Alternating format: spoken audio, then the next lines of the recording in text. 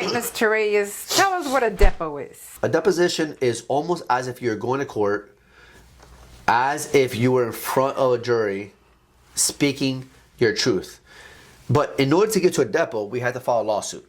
Mm-hmm. In order to file a lawsuit, we have to have an injury, we have to have a claim. Call the Reyes Firm. And if you had a bad day, call the Reyes Firm. So a depo is, there's different type of depos. There's depo of yourself. It's a deposition. So it's like a lot of people, it's like an interrogation. Got it. But so not like how police has a light over you, say, hey, you know, where are you at the hour or whatever. It's more of a conversation, because if they're badgering you, you can stop the depo. If they embarrass you, they're putting you to shame. If they're treating you a certain type of way, you can stop the depo. Okay. Now, as an attorney, unfortunately, if they're deposing my client, I can only object to form, meaning that the way they asked the question was not correct. I can't do speaking objections, which I wish I could. And sometimes I do. And then the opposing counsel gets mad at me, because sometimes you have to. Got it. But it's them asking questions of you, the client, of your injuries, what's going on, your previous accidents, things like that. And then we also do depositions of the defendant. The defendant, the person that caused the accident. You know, we want to know what their background is, you know, what measures they could have done to avoid this accident. There's a lot of depo prep that comes to that. We depose tons of people, police officers, we depose witnesses, we depose anybody that has any information about the case, or that can be reasonably related to the case, that we can find information about the case to build the case. And of course, we are trying to build our case, and the defense is trying to say that our case doesn't have merit and to not pay. Got it. What do you recommend when someone is under deposition? How should they answer if they don't remember or they don't know? That's literally the best answer. If they truly do not know, say, I do not know. And the reason why, because we as human beings, we want to fill in answers all the time. Right. When somebody asks us a question, even though we may not know the answer, we want to give them an answer, so we formulate an answer. And we try to connect facts that are not there. And that hurts us later, because that person will keep asking you questions and questions and questions and questions about that. Try to keep your answers very short, concise. Now, when it comes to explaining how it's affected your life, elaborate a little bit more, because that way you can truly tell your story. Got it. But remember, the key is the more you talk, the more they're going to ask questions. Right. And never try to fill in the gaps by giving them an answer if you don't know the true answer behind it. Because if not, it's speculative, but it can come to bite you later. No, and I don't know. Yes. Or I don't remember. Exactly. Got it. If that's the case. Is there a frown upon when someone answers with a question in a deposition? The deponent is someone that's getting questioned. So like, let's say I'm deposing you. I'm the attorney and you're the client. I'm deposing you. You be the deponent, right? If I ask you a question and you ask me a question, I'm not the one that's being deposed. Okay. You're the one that's being deposed. Right. So if you don't understand a question, you can say, no, I don't understand the question. Ask me the question again. But if you're questioning me, then it's not going to be an effective depo. I literally say, well, I'm not the one that's being deposed. You're the one that's being deposed. In fact, depending on your question, I can turn that around and ask you a lot more questions depending on how you ask me the question. So you don't necessarily want to do that.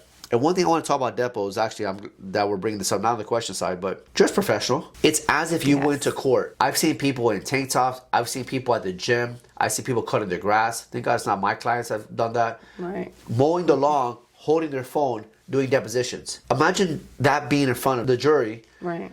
And they're watching this and they're like, this guy literally is cutting his grass. Yeah, he didn't care. I've had one of my own clients actually, in his bed without a shirt off. Without a shirt.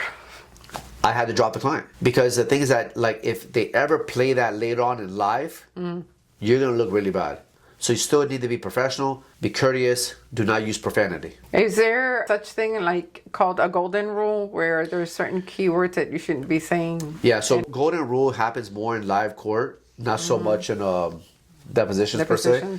Okay. But it happens in live court because you put the jury in the shoes of you. Or it's sympathy. So there's a jury instruction that says you cannot show sympathy. Humans are humans. People are going to be sympathetic anyways. Right. As long as you don't let that control the facts, for hearing the facts, right? Right. So the golden rule could be, let's say I'm a witness, I'm a party, like I'm the person that got injured, and I turned to the jury and I said, imagine if your husband got killed, imagine if your wife got killed and you had to live without kids. So that's talking directly to the jury. In the word imagine, the term is imagine if. And then they put their feelings on as if that jury was suffering, and that's considered a golden rule, and that's a mistrial. Would that apply to, let's say, we're deposing one of our clients and the defense asks, how are you feeling today? And our client says, well, how would you feel after a truck running you over? If the client says that to the opposing counsel, that's fine. Now, That's if the- okay. That's Okay. okay because they're not directing it to the person.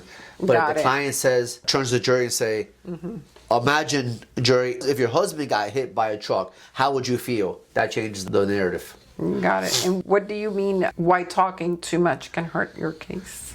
Because happens all the time. The more you talk, the more questions are going to be asked. You need to talk enough to get the facts out, but less is better a lot of times. Not all the time, depends on what your testimony is, but less is better typically. And the reason why, because if you're in a depot, they're going to ask you more questions. If you're in court, they're going to ask you more questions. And also, people have short attention spans. So somebody's sitting there and you're going on and on and on and on and on about the same thing. Jury's like, they're going to tune out. They're not going to pay attention anymore. No. You need them to be engaged. People live in a Twitter, Instagram life, like they give me something right now, give me snippets. I don't want to hear this longer than 10 Then it should be. Then it should be. That also falls under over-explaining in your deposition? Yes. Over-explaining can ask more questions. That's like you get arrested by a cop. Do you think over-explaining is going to help your cause? No. You're going to put your foot in your mouth and then you say, and write it down. So you knew, okay, boom. And now they got you for knowledge. Like the Miranda rule. Like the Miranda rule. Shut the F up. Yeah. Yeah. The less you say, the better. The less you say, the better. Exactly. Call the Reyes Firm.